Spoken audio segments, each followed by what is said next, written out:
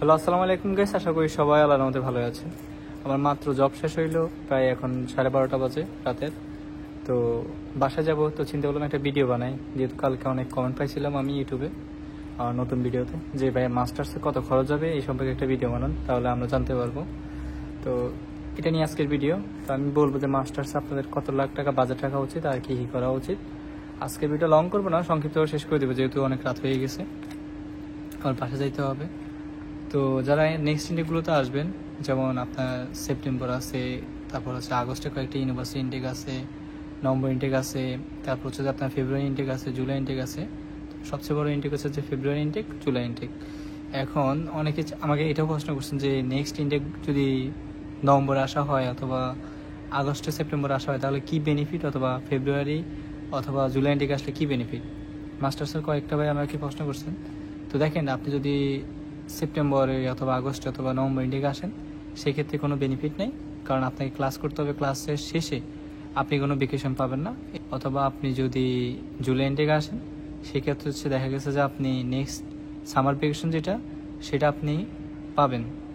তো এখানে একটা জিনিস ব্যাখ্যা করি, আপনি যদি নেক্সট ইয়ার যদি ফেব্রুয়ারি জুলাই ইনটেকে আসলেও সামার ভেকেশন পাবেন, মানে 26 সালে সামার ভেকেশন পাবেন।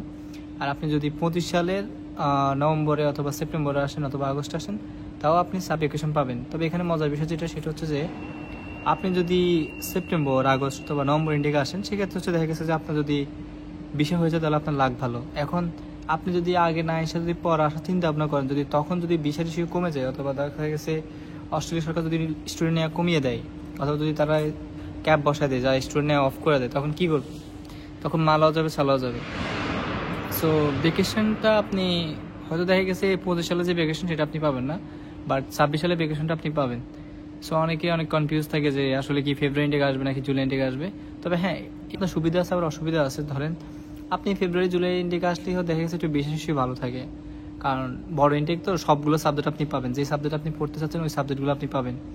কিন্তু আপনি যদি নভেম্বর ইনটেক আসেন অথবা সেপ্টেম্বর ইনটেক আসেন, সেক্ষেত্রে আপনি সবগুলো সাবজেক্ট আপনি যে পাবেন সেটাও শিওর না, অনেক সাবজেক্ট আপনি মিসিং পাবেন। সো দুই একটা সাবজেক্ট থাকবে, সবগুলো সাবজেক্ট আপনার অ্যাভেলেবল থাকবে না। সো আপনি যদি ফেব্রুয়ারি অথবা জুলাই ইনটেক আসেন, সেক্ষেত্রে আপনি সবগুলো সাবজেক্ট পাবেন। সো এই হচ্ছে ব্যবধান, সেপ্টেম্বর অথবা নভেম্বর ইনটেক আসলে আর জুলাই ইনটেক আসলে আপনি এই বেনিফিটগুলো পাবেন। তো ভেকেশনে চিন্তা করলে আপনি আগে আসতে পারেন, পরে আসতে পারেন, সেটা আপনার উপর নির্ভর করে। আচ্ছা, এরপরে যে জিনিসটা আমরা শেয়ার করব সেটা হচ্ছে যে কত লাখ টাকা যায় মাস্টার্সে। ধরুন আপনি মাস্টার্সে যদি আমি শুরু থেকে শেষ পর্যন্ত বলি, ধরুন ব্যাচেলরের একটা স্টুডেন্টের আপনার মোটামুটি তার 20 থেকে 22 লাখ টাকা যায়, যেহেতু তার এক সেমিস্টার টিউশন ফি $14,000-15,000 হয়ে থাকে স্বাভাবিক। যদি লেভেল 1 ইউনিভার্সিটি হয়, সেক্ষেত্রে তার টিউশন ফি হয় $17,000-18,000, আর লেভেল 2 হলে $14,000-15,000 এরকম হয়ে থাকে। তো এখন আমার কথা হচ্ছে, যদি আপনি মাস্টার্সের হয়ে থাকেন, সেক্ষেত্রে আপনার টিউশন ফি আরও বেশি হবে, কারণ আপনার যেহেতু 2 বছরের কোর্স, তো মাস্টার্স 2 বছরের হওয়ার কারণে আপনার টিউশন ফি কিন্তু অনেক বেশি। সো আপনার ফার্স্ট সেমিস্টার কিছু ইউনিভার্সিটি টিউশন ফি কম, কিছু ইউনিভার্সিটি টিউশন ফি বেশি, এটা স্বাভাবিক, আমরা জানি। যেমন আপনি যদি লেভেল 2 ইউনিভার্সিটিতে অ্যাপ্লাই করেন, সেক্ষেত্রে হচ্ছে যে আপনার কম যাবে। ধরুন আপনি লেভেল 2 ইউনিভার্সিটিতে অ্যাপ্লাই করলে সেক্ষেত্রে আপনার খরচ কম যাবে। আপনি লেভেল 2 সিকিউ ইউনিভার্সিটি আছে, সাউথ স্টার্ট ইউনিভার্সিটি আছে, মার্ডোক ইউনিভার্সিটি আছে, এগুলোতে অ্যাপ্লাই করলে ধরেন আপনার $16,000-17,000 যাবে, অথবা $15,000 যাবে। আপনি স্কলারশিপ পাওয়ার পরে মোটামুটি 15,000 চলে আসবে, 16,000 চলে আসবে, বাট ইন্স্যুরেন্স সহ আপনার 18,000 টোটাল চলে আসবে, স্বাভাবিক। তো টোটাল আপনার 18,000 উপর যাবে না। লেভেল 1 ইউনিভার্সিটি সেক্ষেত্রে আপনার 20-22 যাবে। সো লেভেল 2 ইউনিভার্সিটি করলে আপনার 18,000 মতো যাবে। তো ধরুন আপনি স্কলারশিপের উপর ডিপেন্ড করেন, আপনি কত পার্সেন্ট স্কলারশিপ পান তার উপর ডিপেন্ড করে। তো নর্মালি সবার ইন্স্যুরেন্স সহ মোটামুটি আপনার হেলথ ইন্স্যুরেন্স সহ আপনার $8,000 আসে, যেটা বাংলাদেশ টাকা কনভার্ট করলে প্রায় 15 লাখ টাকার সামথিং আসে। ধরেন আপনার 15 লাখ টাকা এখানে যাবে। এরপরে যে খরচটা যাবে সেটা হচ্ছে যে আপনার আইএলসের খরচ আছে। আপনি 1 লাখ কেন, আপনি আইএলস করতে গেলে তো আপনার বাসা ভাড়াটা লাগবে। আপনি তো এখন অনেকেই ঢাকাতে যায় আইএলস করে। সো আমি আপনার ডকুমেন্টস, আপনার আইএলস এগুলো নিয়ে ধরলাম 1 লাখ টাকা, ঠিক আছে। ডকুমেন্টস আপনি ভালোভাবে রেডি করবেন। বা এরপর হচ্ছে যে আপনার যে ব্যাংকের মোটামুটি সেখানে আপনার 2 লাখ টাকা যাবে। সো ব্যাংকের এখানে 2, তারপর আপনার এখানে হচ্ছে 3 লাখ, আর ওইখানে হচ্ছে 18 লাখ, ওইখানে শেষ। এরপরে যে আপনার ওই যে টিকিট ভাড়া আছে, আপনার শীতের কাপড় আছে, আপনার ভিসা ফি আছে, টোটাল ওগুলো যদি হিসাব করে আরও 3 লাখ টাকা। তাহলে আপনার এখানে 18-3-21 লাখ টাকা। এরপর যে আপনি আসার সময় যে হাতে করে টাকা নিয়ে আসবেন, মানে আপনার একটা যে মানে আপনার হাত খরচ নিয়ে, এরপর আপনি যে আসার সময় আপনার হাত খরচ নিয়ে আসবেন 3 মাসের ব্যাকআপ অথবা 4-5 মাসের ব্যাকআপ, তখন আপনার মোটামুটি $3,000 অথবা $3,500 আপনাকে আনতে হবে। তো $3,000-3,500 গেলে বাংলাদেশি টাকা 2.5 লাখ থেকে 3 লাখ টাকা যাবে যদি আপনি $4,000 আনেন বা $3,500 আনেন। সো ধরুন আমি 2 লাখ টাকা ধরলাম, আপনি 2 লাখ টাকা ক্যাশ নিয়ে আসবেন। তো 2 লাখ আর এখানে 23 লাখ টাকা আপনি ইজিলি যাবে মাস্টার্সে। যদি মাস্টার্সে আপনি সিঙ্গেল ক্যান্ডিডেট হয়ে থাকেন, মানে সেক্ষেত্রে আপনার 22-24 লাখ টাকা ইজিলি আপনার যাবে মাস্টার্সের ক্ষেত্রে। আপনি যদি স্কলারশিপ বেশি পান সেক্ষেত্রে আপনার খরচ কমবে। সো অনেকে দেখা গেছে 20 লাখের মধ্যে চলে আসে। সো এটা কারণ হচ্ছে যে তার স্কলারশিপ বেশি থাকে। এখন আপনি স্কলারশিপ যদি বেশি থাকে তাহলে আপনার খরচ কমে যাবে। তো আমরা কালকে একটা ইন্টারেস্টিং ভিডিও নিয়ে আসবো, তাহলে আপনাদের যারা মাস্টার্সে কীভাবে স্কলারশিপ পাবেন বা আপনাদের পড়ার খরচটা কীভাবে কমে যাবে সেটা নিয়ে কালকে আমি একটা ভিডিও আনবো, যাতে আপনাদের বিষয়টা একদম ক্লিয়ার হয়। আপনার কীভাবে খরচ কমে সেটা আমি বলবো কালকের ভিডিওতে। আজকে জাস্ট আমি বলবো যে আপনাদের মাস্টার্সে কত খরচ হবে সেটা একটা ধারণা দিচ্ছি। তো 22-24 লাখ টাকা মোটামুটি আপনার যাবে। তো এখানে আসার পরে আপনি যদি ধরেন জব পেয়ে যান তাহলে আপনার আর খরচ নাই, আপনার যে টাকা আছে সেই টাকা দিয়ে হয়ে যাবে। যদি এর মধ্যে আপনি যদি 3-4 মাসে জব না পান তাহলে হয়তো দেখেছি আপনি বাসা থেকে 2-3 লাখ টাকা এক্সট্রা আনতে হবে।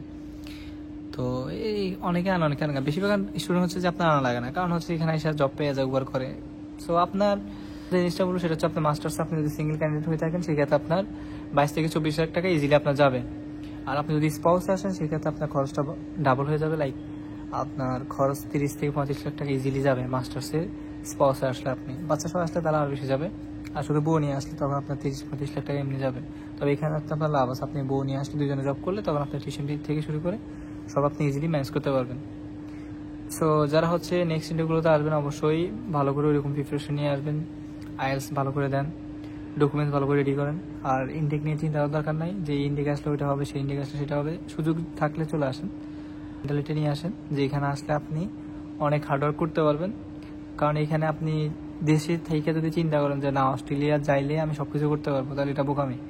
কারণ এখানে বর্তমানে এমনও স্টুডেন্ট আছে, আমার সাথে অনেকে আসছে আপনার কিনা ডিসেম্বরের দিকে, বাট আজকে 6 মাস হয়ে গেছে, অনেকে জব পায়নি। সো অনেকে দেশ থেকে চিন্তা করেন যে না অস্ট্রেলিয়াতে গেলেই জব পাবে, অস্ট্রেলিয়াতে গেলে এটা সেটা।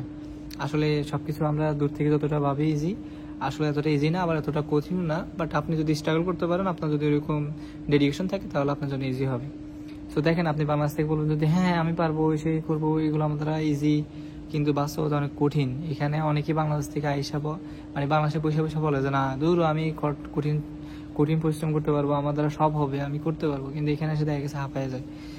সো যেটা আপনি বাংলাদেশ থেকে চিন্তা করতেছেন, এটা যদি আপনার ধারাটা ঠিক থাকে বা আপনি যদি এখানে হার্ডওয়ার্ক করতে পারেন তাহলে আপনি টিউশন ফি ম্যানেজ করতে পারবেন। কারণ এখানে এসে আপনার মোটামুটি 2টা জব করলে আপনার মানে ডেইলি আপনার মোটামুটি 12-13 ঘন্টা জব করতে হবে আপনার, যদি টিউশন ফি ম্যানেজ করার চিন্তা থাকে। যদি $14,000-15,000 আপনার টিউশন ফি হয়ে থাকে, আপনি 6 ঘন্টা জব করে আপনি জীবনে টিউশন ফি দিতে পারবেন, আপনার খাওয়া দাওয়ার খরচ উঠবে। যদি আপনি টিউশন ফি দেওয়ার ইচ্ছা থাকে তাহলে আপনার 12-13 ঘন্টা জব আপনার ইজিলি করতে হবে ডেইলি।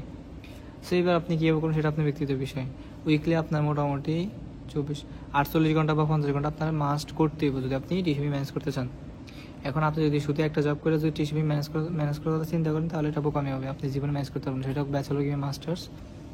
সো এটা হবে না আপনার দ্বারা। আর যারা পিএইচডি করতে চান তারা অবশ্যই পিএইচডি করতে আসতে পারেন, কারণ পিএইচডি অস্ট্রেলিয়াতে আপনি ফুল ফান্ডেড স্কলারশিপ পাবেন।